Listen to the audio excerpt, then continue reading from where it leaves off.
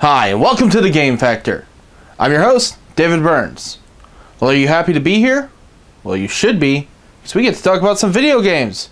So let's kick it off like we always do. Some fresh new trailers. So the first trailer we have for you guys this week is for everyone that didn't have enough bacon last week. It's the third game in the Death Bank series, so here's the trailer for The Baconing.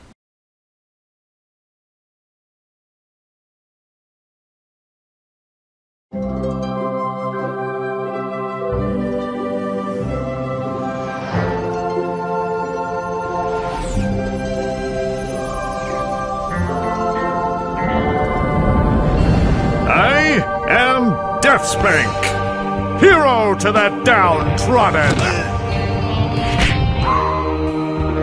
vanquisher of evil, and I was bored.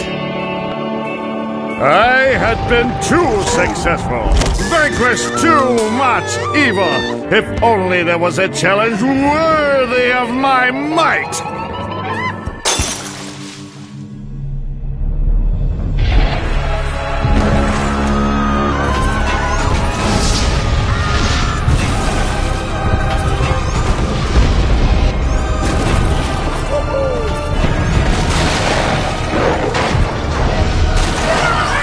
Yeah, I guess that'll do.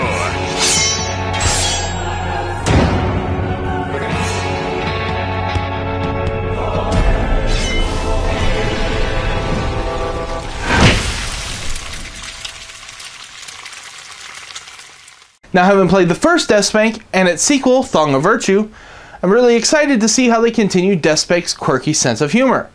Now, since this is a downloadable game and not disc-based, I can't really give it pre-order or rent status because, well, you can't do either of those. So it defaults into the impulse buy. Now, next we have a trailer for everyone that ever wanted to fly a jet. Here's a trailer for Ace Combat Assault Horizon.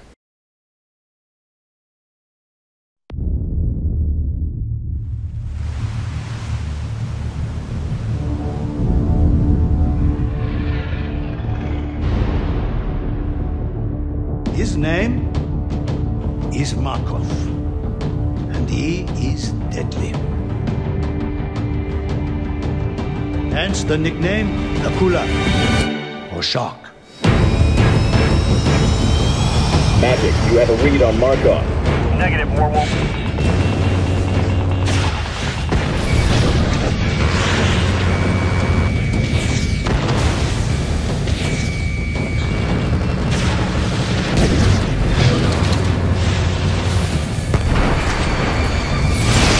Colonel Bishop. Colonel, it's him. I have him. A pleasure to speak directly to you. Markov is broadcasting on our channel.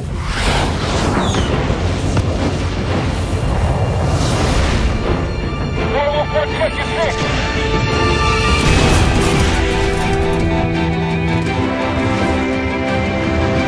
Right there. I said... Good night, arrogant. I'm David.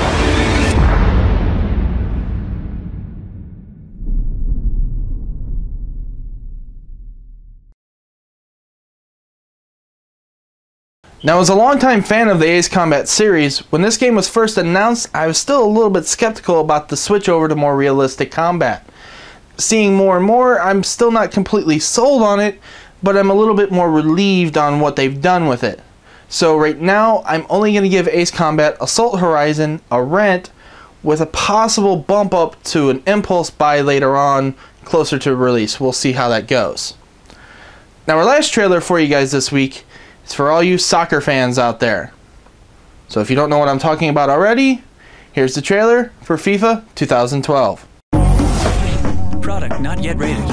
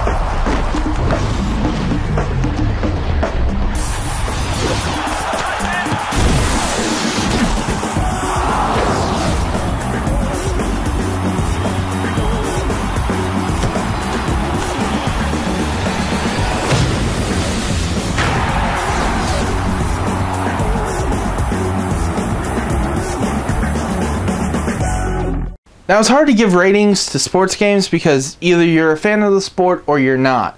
So I'm not really comfortable giving FIFA 12 an actual rating because it's definitely better than Madden in terms of the quality and production, but I'm not a huge soccer fan, so I can't really give it a accurate rating as to how well the game's probably going to do. I'm sure my director would give it a impulse buy at the minimum. She loves soccer. But me, I'm not going to give it a rating, so we'll just go with her impulse buy and call it a day.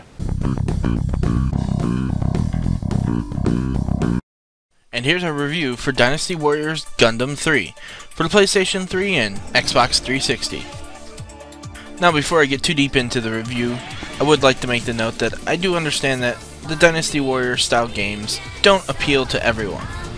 That being said, I'm going to approach this review more objectively because I am a big fan of the series. This third installment starts off similar to the first two, as the mobile suit pilots are transferred to an alternate dimension to fight it out for the fate of the world. So I'm going to start off with the good things of this game. First and foremost would be the actual Gundam models. These are by far some of the best models I've seen of this generation. The shading effects used for the Gundams just make them pop out so well in this game. Next, speaking of the actual Gundams, the actual selection of Gundams. Koei has taken a Gundam from pretty much almost every existing Gundam universe and has put it into this game. This also includes the mass production suits that you see all throughout the series as well. My big hope is that the DLC pilots that were featured in the Japanese version do make it over here to the stateside. I believe that will happen, as during the credits the actual voice actors for those pilots was actually mentioned. Next would be the improvement on the friendship system.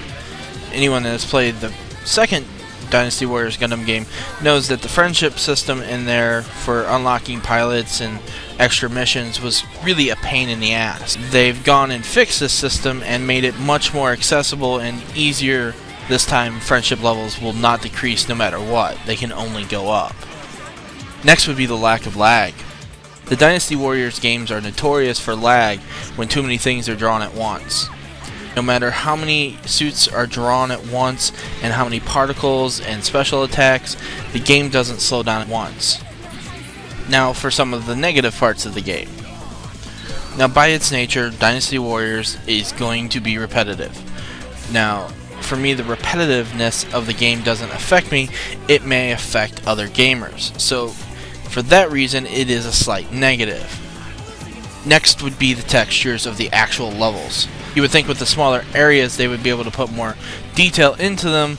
The textures were really forgettable, and it's a shame considering how beautiful the mobile suits look. Now there is an online component to this game, but since I haven't spent much time on it, it's not going to be a factor in this review. So for the beautiful Gundam and the hours and hours of mobile suit destruction, we here at the Game Factor are giving Dynasty Warriors Gundam 3 a game factor of 8.5. Do you like sci-fi, fantasy, video games, and/or anime? Then you need to be at GlitchCon 2011, September 9th through 11, being held in Bentonville, Arkansas, at the Doubletree Hotel. Hello, it's that time again, where I get to tell you all about what's going on in the gaming industry.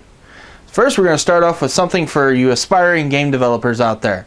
It seems that Valve is going to be releasing its Source SDK for free.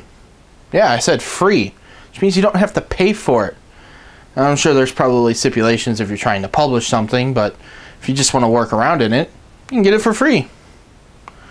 Now, next, it's not really news per se, but it's still something funny and kind of quirky to touch up on. So everyone knows that the founders of Infinity Ward left under auspicious circumstances, founded Respawn Entertainment. Well, Respawn has hired 53 people. Now the catch is, 40 of those people are former Infinity Ward employees. So Infinity Ward is no longer Infinity Ward, it's actually Respawn. whatever. Now, next, something from Rockstar. So how much did you all love LA Noire? Looking forward to LA Noire 2? Yeah, I don't see that one happening anytime soon. Because in a recent statement, Rockstar said, "We ain't working with Team Bondi anymore." Why, you ask? Well, lack of direction from Team Bondi, apparently. A little finger pointing at Rockstar, saying they didn't want to pay us for something, or unpaid overtime, or something like that. You know, basically, you did this, you did that, you didn't do this, well, you didn't do that, kind of thing, back and forth, and they're all yelling at each other, and a little shouting match fits and whatever. And if nothing else, they're complaining about money, so Rockstar apparently doesn't have enough money, Team Bondi doesn't have enough money, whatever. They don't want to work with each other. Speaking of people that apparently don't have enough money, Square Enix is putting out a rhythm game. It's being called Theater Rhythm Final Fantasy. So if you can't put two and two together, that means it's a Final Fantasy based music game where you'll probably hit buttons to play Final Fantasy music. I'm sure, if Uematsu was still at Square Enix, he'd be thrilled for it. Can't sense my condescending accent or tone there. I'm not really excited about the game. It kind of seems stupid. And they're throwing it on the 3DS, so Square's jumping on the 3DS shovelware early, apparently. And this is just my opinion. You all might enjoy it. I'm not sure. That's just my opinion. Take it for what it is.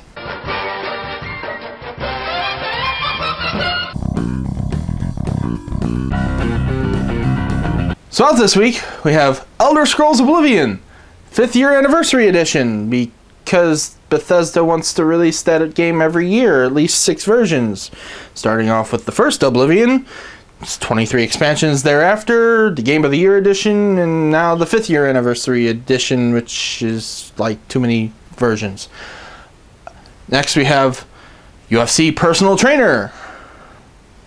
Be a tough guy and learn how to punch people in airbox and kick the Kinect. That's what it's good for. NCAA 2012 football. It's football. Yes, because if I say NCAA, you just know it's football. It's not Madden. It's a little bit better. And last but not least, we have Harry Potter. Harry Potter. Harry Potter. And the Deathly Hallows Part 2. It's the game. The movie comes out. See the movie. I leave my reservations about the game.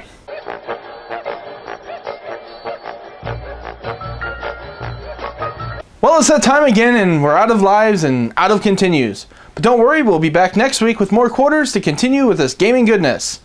But before we go, we'd like to let you guys know that you guys decided on our next Play Review Share. You guys voted for Portal 2. Now remember, that means you guys play the game, do a quick video review for us, and post it as a response somewhere on our channel. Now that's due by July 23rd. So go ahead and go play Portal 2 and let us know what you thought. And we'll put in our 2 cents, let everyone know what kind of game it is. So don't forget to follow us on Facebook and on Twitter. And until next week, game over. So the first trailer we get, it's quirky, quirky, quirky. How's that?